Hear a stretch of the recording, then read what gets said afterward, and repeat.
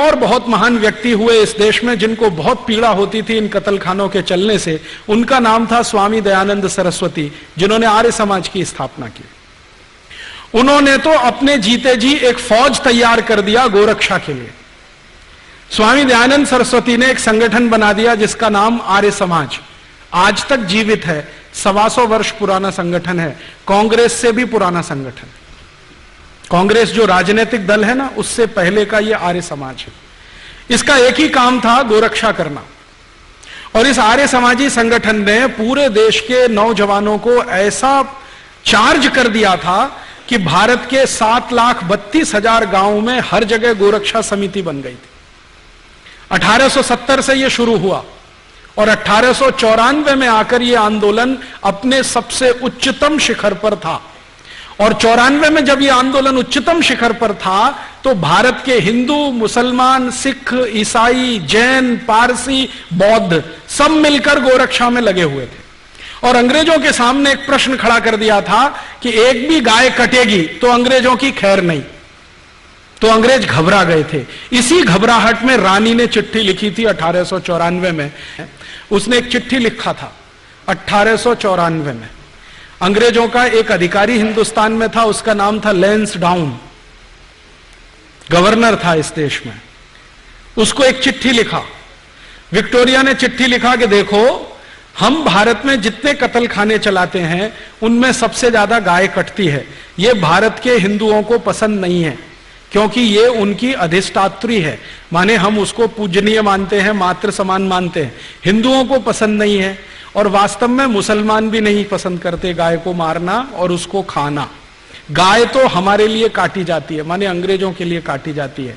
अब भारत में हिंदू और मुसलमान कभी एक हो गए और गाय बचाने में लग गए तो हमारी सरकार नहीं चलेगी भारत में। इसलिए तुम एक काम करो कि जितने कत्लखाने चल रहे हैं गाय काटने के लिए, उनमें मुसलमानों की भर्ती कर दो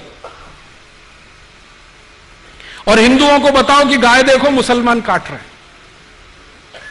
तो हिंदुओं की भर्ती नहीं, मुसलमानों की भर्ती कर दो। हिंदुओं को बताओ कि गाय मुसलमान काट रहे हैं, कट हमारे लिए रही है। काट रहे हैं मुसलमान, खाते नहीं है, हम खा रहे हैं, काट रहे हैं ये। हिंदुओं को जब ये पता चल जाएगा, ये दोनों एक दूसरे को लड़ मारेंगे और ये लड़ने लगेंगे तो हमारी गद्दी सुरक्षित रहेगी और हम भारत पर 1000 वर्ष तक राज करेंगे। ये विक्टोरिया की चिट्ठी है, लैंसडाउन को 1894 में लिखी गई।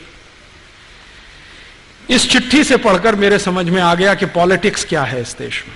पॉलिटिक्स ये है कि गाय कटे अंग्रेजों के लिए और लड़ते रहे हिंदू मुसलमान।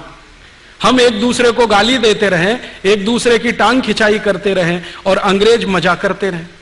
इस तरह से अंग्रेजों ने वो एक जो पॉलिसी है ना, बांटो और राज करो, डिवाइड एंड रूल, वो ये है। तो इस डिवाइड एंड रूल में हमको फंसाया, गाय को कटवाया और एक दो नहीं करोड़ों गायों को कटवाया इस देश में। एक कत्लखाना जो कलकत्ता से शुरू हुआ, धीरे धीरे भारत के हर कैंट एरिया में फैल गया। 350 कैंट एरिया अंग्रेजों ने स्थापित किए, 350 कत्लखाने बना दिए। सारे कत्लखानों में मुसलमानों की भर्ती करो और हिंदुओं को बताओ कि गाय ये काट रहे। और जब ये खबर अंग्रेजों ने फैलाई, उसके बाद इस देश में हिंदू मुसलमानों के दंगे शुरू हो गए। मैं आपको विनम्रता पूर्वक बताना चाहता हूं कि 1894 के पहले इस देश में एक भी हिंदू मुस्लिम दंगा नहीं हुआ। पहला हिंदू मुस्लिम दंगा 1894 दिसंबर में हुआ, रानी की इस चिट्ठी के बाद। और उसके बाद लाइन लग गई दंगों की। फिर क्या हुआ, आजादी का प्रश्न पीछे आ गया, गोरक्षा का प्रश्न पीछे आ गया, हिंदू मुसलमानों का सांप्रदायिकता का प्रश्न सबसे आगे आ गया।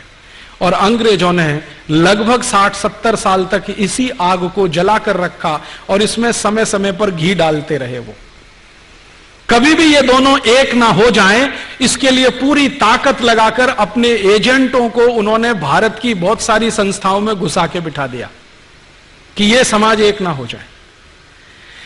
और इस तरह से बदस्तूर गाय कटती रही और हत्या होते होते करोड़ों की संख्या में पहुंच गई।